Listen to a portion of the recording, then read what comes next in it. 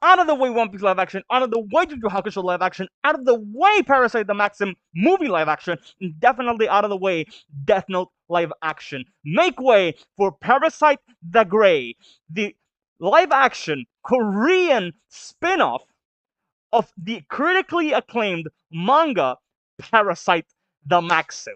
Oh boy, I just watched the entirety of Parasyte again, okay? Because I have watched Parasyte. It's one of my favorite anime of all time, easily. I have watched it exactly 45 times, counting the one that I just did this week.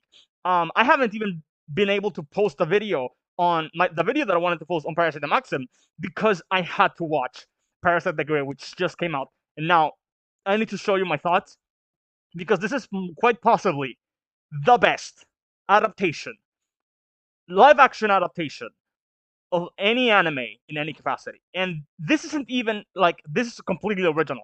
This is the thing. Yeon Sang Ho, he's a Korean film director and writer. He has done some incredible work. I haven't seen any of it, but I've heard so much of it, and now I definitely want to watch it. Train of Busan, Hellhound.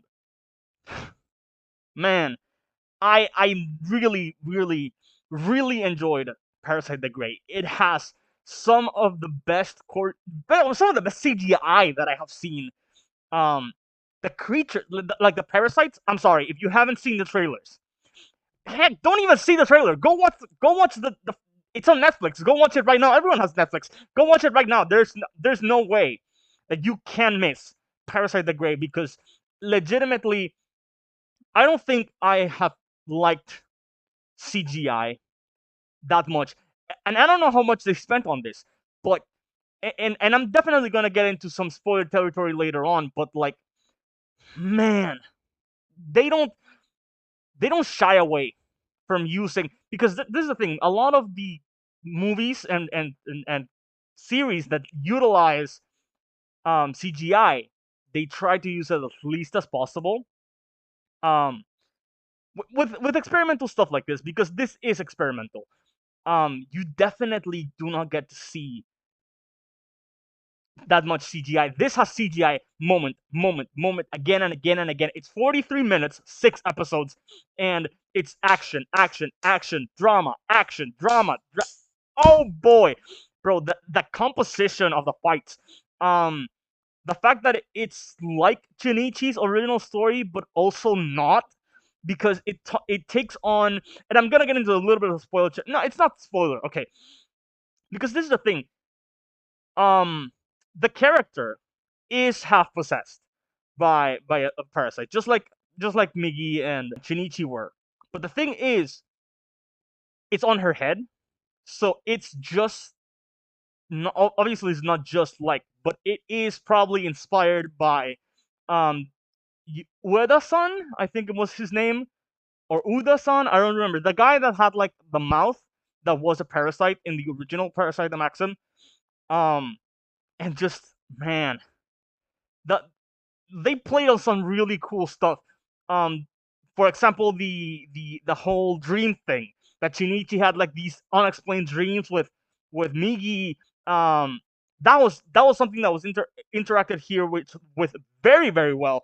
Um, they took a lot of the themes from the original and turned them into this thing that is completely different.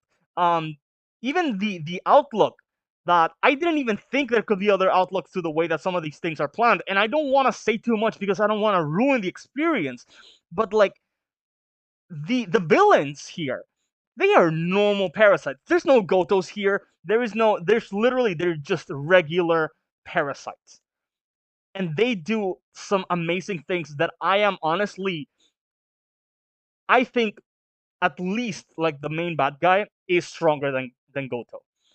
Like not even I don't think it's a question, because this is the thing. Goto was able to go to fight the creator that was Tamura Reiko. They were able to fight. We never see it, but he said it was very fun to fight her. She took on 3 different parasites, and the things that she does in the original are things that we get to see this guy do. And I'm not gonna say any of what it is, but like we get to see him go in a way that I have never seen any other Parasyte go.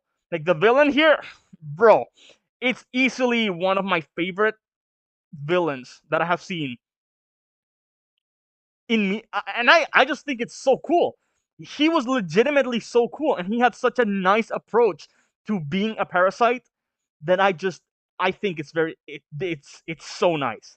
It's so nice. His character specifically really sold me on the show, and this is, if not the best, one of the best live action adaptations that I've ever seen. It's not even a question. Like, I'm sorry, I'm so ecstatic, and I'm like not saying that much, but like I literally just sat through the entire thing. I just watched it. First episode killed. Second episode killed. Third episode, it didn't kill that much, but like the fourth episode, everything killed. It was insane. Legitimately, this is my first time giving a review on the channel, but like I don't even know how to explain. You have to watch it. If you're a fan, oh man, if you're a fan, you're in for this because I gotta talk about like the whole way that the okay. So while of course the original, like in Japan, they take some time to figure out what the parasites are, and even when it comes to it, they can't deal with it that well, like at first. Like they tried, the humans tried, but they are no match for the parasites. In here, the parasites are no match for the humans. Like they legitimately, they were just unlucky. And it's not even like the humans were like, oh, we're so much stronger or anything. No, they legitimately had a stroke of bad luck. It's the first thing that happens in the show, where um, spoiler here, they legitimately, one of them just went out and caused a scene to the point that he essentially told the world that specific, which by the way they play on this dumbness and the smartness, both sides, not even like on the middle. No, how dumb the parasites can be and how smart they can get. Like it's ridiculous, the growth that they have, because we also see them make so many mistakes, um especially the outing part, the part where he literally outs himself. And not only does he out himself, he gave into his instinct and outed everyone else. And that's how the parasites realize we have to become a community, and they realize, oh shit, which is something that Tamura Reiko figured out way later, and something that the other parasites never even figured out in the original show, which is they literally cannot beat humans when it comes to the hive mind. Um, so of course, when it comes to fighting that, what can you really do when you can kill as many humans as you want? But the reality is, there will always be someone learning from them. There will always be someone that's knowing what's happening. And the fact that the humans used one of the parasites against them, I'm sorry. I'm sorry. It's peak fiction. And the original was so great, and it plays on so many themes and so many tactics and a lot of combat, and it's just really nice. But this goes on a different level. Also, the whole dynamic between parasites and humans, like the way that they coexist. Aside from Su In, the main character, and the way that she connects with her own parasite and the parasites that are around her and the humans that are around her, bro.